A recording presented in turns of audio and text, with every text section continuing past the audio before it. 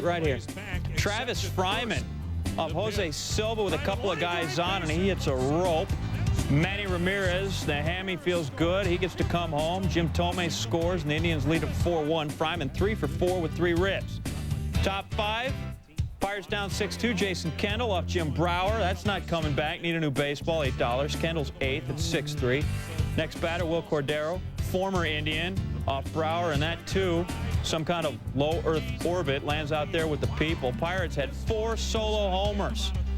Top 9, still 6-4. Kevin Young, 2 on, 2 outs. Young. It looks good till there's Omar Vizquel cutting it off. Vizquel, 89 straight games without an error. That's the 3rd longest ever by a shortstop. You would have known that if you watched Did You Know on Friday. Indians win 4 straight for the first time since early June. Fryman says he cut down on his swing, and the White Sox bottom 1, Cards up 1-zip. Darryl Kyle facing Frank Thomas with 2 on, and not anymore. The big hurt hurts him. 3-run shot, 3-1. The Sox out in front, his 28. 5-2 Sox in the 5th. Fernando Tatis, ouch. He was hit there twice Friday night and again on Saturday. No, he wasn't happy about it. Next batter, Eric Davis. That's a shot to right field. Maglio Ordonez, not quite. Nice effort, though. Edmonds comes on in to score. Ordonez's throw goes in the dugout. Tatis awarded home on the play. Davis trots over to 3rd, and the Cards were down 5-4. Bottom 5th, Ordonez up. Ouch. Darryl Kyle nails him. He goes down in pain. Jerry Manuel comes out to check on him. Kyle looking on. He gets a warning. La Russa had words. We can't tell you what they were. Ordonez eventually makes his way over to first. Hey, guys, take it easy. Nobody fought, thankfully. 15-7. Most runs of the season for the White Sox.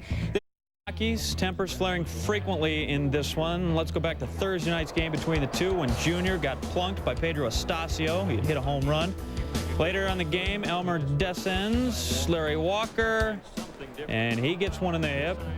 Bullpens come out, thinking maybe they'll dance, maybe they won't dance. No punches were thrown. Walker, though, he's cagey. Trying to break up the double play, goes after Pokey Reese.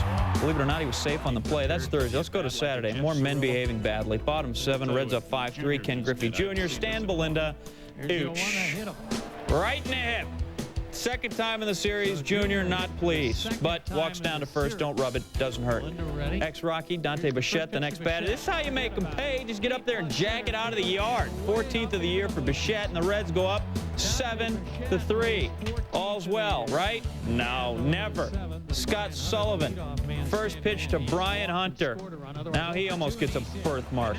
And this time we really got things going. Hunter comes out, and Sullivan lands a pretty darn good blow in there. The bench is empty.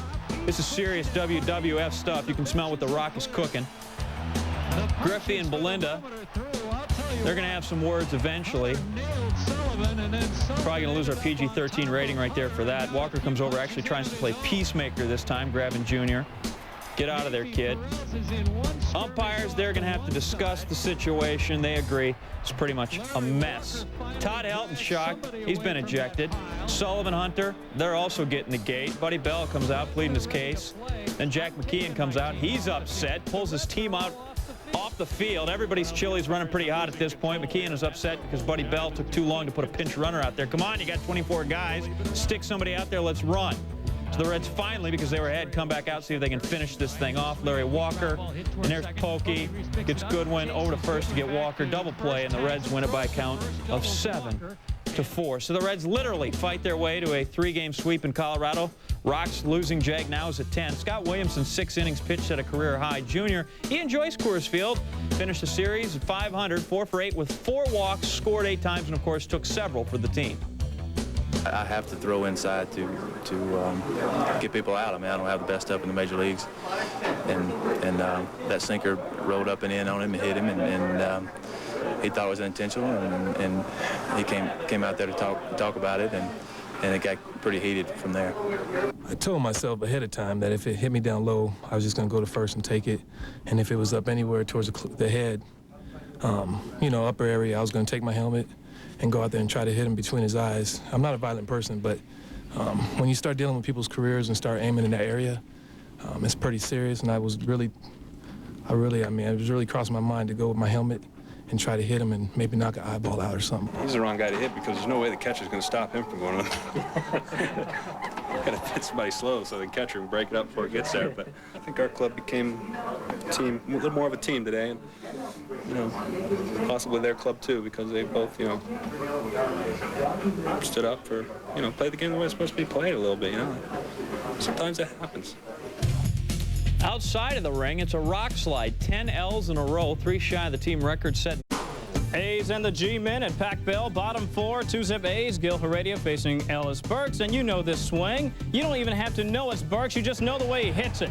Crushes that one to left field. Solo shot, his 11th, 2-1. The A's still enjoying the lead. Top 6 with the game tied at 2. Miguel Tejada facing Kirk Reeder. Ground ball to second, dropped by Jeff Kent. Tejada safe at first, Kent's 8th error. 2 batters later, sack bunt. After a sack bunt, Brian Christensen lines that one to left. Tejada says, thanks, I think I'll be scoring. A's go up 3-2. He's in there. Next we go bottom 6, 3-2 A's. Barry Bonds facing Heredia. Gone. 0 for 4 for Bonds on the day. 3 strikeouts, 2. Bottom 7, 3-2 still. Tying run at third. Marvin Bernard facing T.J. Matthews. Bernard rips one, but Jason Giambi stabs it. Gets to the bag, end of the threat. Minor miracles cause for celebration. The A's earn their first win at Pac-Bell. Congested freeway connects them. Top second, Angels leading 2-0. Chan-Ho pitching. Orlando Palmeiro shoots one down the right field line. The pitcher, Seth Etherton, he's hustling. He's in. Angels leading it 3-0. Bottom third. Nobody on. 2 out. The Iron Chef. Gary Sheffield homers for the 4th straight game. He now leads the majors with 31, and the Angels leads cut to 3-1. Bottom 4, Todd Hollingsworth. Over to second, Adam Kennedy. Booty, booty, booty. Eric Karros scores. The Angels lead is now down to 3-2. Top 6 bases are chucked. 2 out knocks are good, and Ben Molina comes up with one off Antonio Osuna. He was 2 for 4 with 3 ribs. Angels take the lead 5-2, and they would win it by a count of 6-2. Etherton wins his 4th consecutive start, 1 earned and 4 hits in 6 innings. Before his recent explosion, Sheffield hadn't homered in 8 games prior to the All-Star break. An update on Kevin Brown, strained shoulder muscle Friday night. Why bottom 6, 3-1 D-backs. Johnson up with 2 on and 2 out. He knocks the ball to right field. It's in there. That's going to score a pair of runs, but check out Randy. He's running. He looks like a clown at the circus. All that ain't right. Long stilts. You ever seen that? Why are you going to be mean to him? He can't slide, though. He's too tall. They don't pay him to slide. He's out at third. He gets a double, though. Top 8, 5-2 Arizona, 2 on for the Rangers. Hasselman doubles to right off Johnson. Scarborough Green comes in to score. Rangers were then down 5-3. Johnson gets yanked. He would wind up with a no decision. Bottom 10 with 2 on and 1 out for the D-backs. Jeff Zimmerman had it working, folks. Damian Miller, you may be seated. Jason Conti, asseyez-vous. That's French for you also may be seated. Zimmerman goes 2 1/3 of scoreless work. Top 11, Luis Alicea at the plate, 1 on. That's a gapper to right center field. Mike Lamb will try to score. He's around third. Here he comes in. He's in there. Yes, indeed. Rangers hold on, and they rally for 3 in the pivotal 8th. They get the 1 in the 11th, and they get the victory. Despite the team's loss, the big unit takes the no decision. However, he reaches double figures in strikeouts for the 14th time. Nevin rips a double down the line. Eric Owen scores. Al Martin coming around, and, well, he's going to be sliding and scoring. Padres go up 2-zip as he beats the tag. Top 4. Pods up 4-zip. Jay Buhner. Bye-bye. Woody Williams flat out had it working on Saturday. Pod still up 4-zip.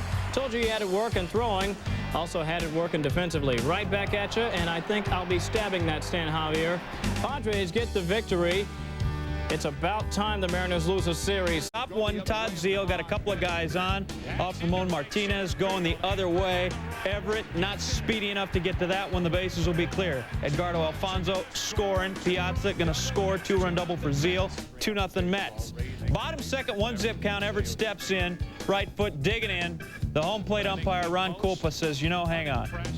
There's a line here. It's with chalk. You can't erase it. I'll draw it for you. There it is. That's where players stand. Let's start over. Everett, Kulpa, they have a little discussion. Jimmy Williams says maybe you got to come out, help his man. Says hey, nothing but a thing. Go back in there, Skip. We'll be all right.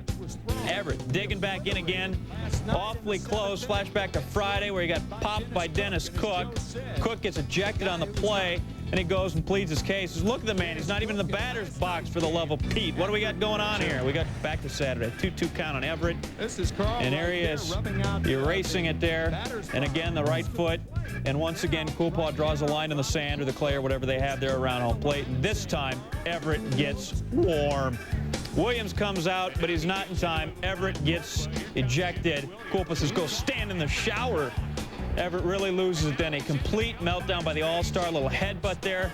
Look at it again. It's not the kind of stuff you want to do. It's the kind of stuff that gets you letters from Frank Robinson and suspensions up there close with Coolpaw. We got a problem. Tommy Harper, Wendell Kim, Jimmy Williams are all going to come, but it's a little late for this one. As we said, there's going to definitely be a suspension coming out of this. And then, after showing his stance to Coolpaw, he goes into the dugout, trying to explain to the teammates they're trying to ignore him, knocks over the big keg of ice-cold beverage. Now he's like that kid in class that always asks the goofy question that you just get really embarrassed. And Brett Saberhagen says, you know, let's just move on the game. Jimmy Williams says, what am I going to do? I'll put Brian Dahlbeck in. Sixth inning, Dahlbeck, that's right, subbing for Everett. They had walked Nomar to get to him, and he delivers the 3-run tater. 15th of the year, and the Sox take a 5-2 lead. Top 9, 6-4 Sox. Todd Pratt on second. Benny Agbayani in first. Derek Lowe saws off Melvin Mora and then makes the play. 1-3. Nice job. Let's eat. Game over. Sox win it by a count of 6-4. They take 2 of 3 and win their first series at Fenway since early in May. Mike Hampton, not at his best. Mets also with a problem at third. Robin Ventura could be headed to the DL with a rotator cuff injury. For the injury. His team playing today, rain, a lot of rain before the game, but they started on time. Bottom 2, runner on second, Tom Glavine on the mound. Charles Johnson to third. Chipper Jones has got him. No score. Top of the 4th is where we go next. Bases loaded. Game tied at 1. Rafael Furcal rips that Erickson pitch to right. Javi Lopez says thanks. In comes Reggie Sanders. 3-1 Atlanta out in front. Bottom 5th is where we go next. Brady Anderson up. First pitch. Swinging. Strike 1. Next pitch.